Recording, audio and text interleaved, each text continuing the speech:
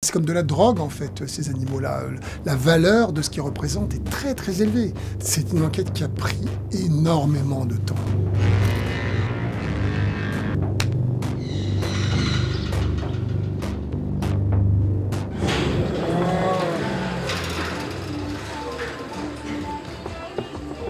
Je suis dans un zoo apparemment ordinaire, au Laos. Mais je découvre que derrière ces cages, dans une zone interdite aux visiteurs, se cache un élevage clandestin. Des bébés tigres, par dizaines.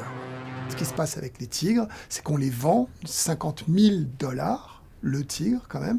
On les tue, on en extrait les os, on fait bouillir les os longtemps, jusqu'à ce qu'ils forment une sorte de mélasse. C'est un truc de chinois et de vietnamien, c'est la médecine traditionnelle chinoise, qui est aussi un truc de prestige. Vous invitez des amis, vous mettez sur la table un bloc de gomme de tigre. Chacun sait qu'on a dépensé une fortune pour l'acquérir. ผมก็ทำงานก่อสร้างวันละ50 บาทสมัยก่อนเขาก็ชวนผมไป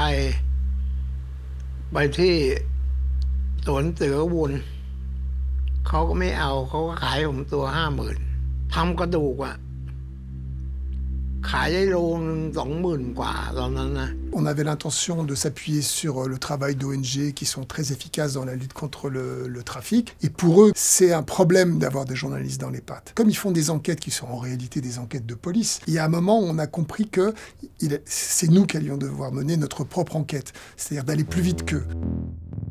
Jay was the queen pin. Her role was to import and source tigers. So she was a major player, probably one of the biggest tiger exporters of Thailand ever. Allô Anatole? Ouais.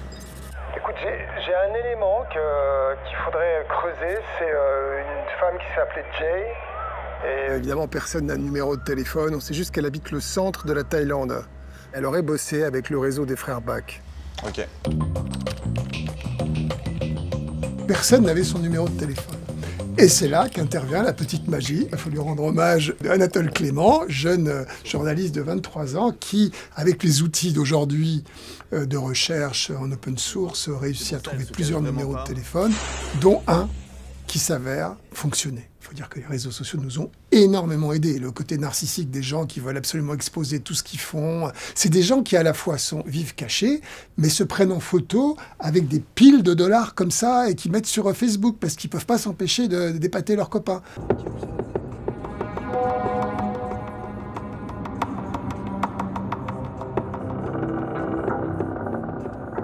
Film, on me voit aller à la rencontre d'un des deux frères Bach, Boonchai et Munthai Bach.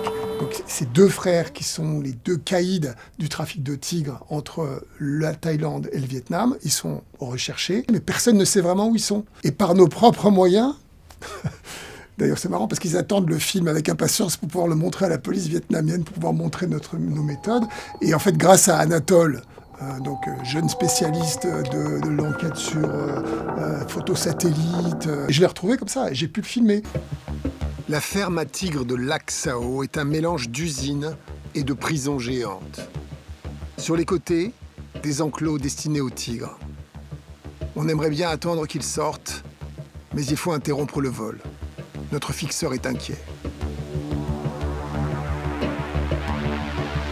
Un tigre, c'est un animal qui fait peur, c'est un animal qui vous arrache la tête d'un coup de griffe, qui peut vous tuer, enfin c'est un prédateur, quoi. Et quand vous voyez ces animaux encagés, où on les élève par centaines pour les tuer et en faire de la gomme, ils savent qu'ils vont mourir.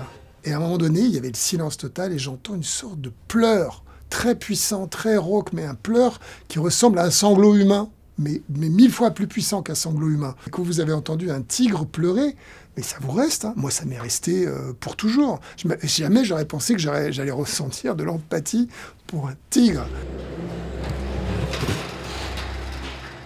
What those guys will do is they'll go into the tiger facility, they'll pick the tiger, say I want that one, and then slit its neck, let it bleed, and then they will take the skin off, dismember it, and then stick it into a body bag. Je garde le souvenir d'un des tigres qui vient vers moi, non pas pour me signifier sa rage ou sa colère, mais pour chercher une caresse, comme un gros chat totalement déprimé. Et alors c'est très émouvant, et ça m'a beaucoup touché, ça m'a beaucoup motivé en fait. La manière dont on traite les animaux, c'est quelque chose qui nous reviendra dessus.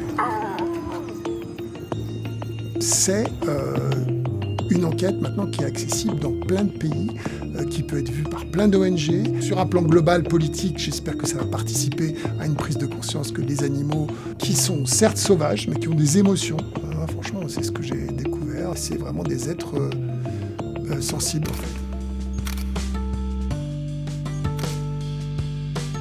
When you pick up these tigers from these horrible cages, you see that their spirit has been broken somehow.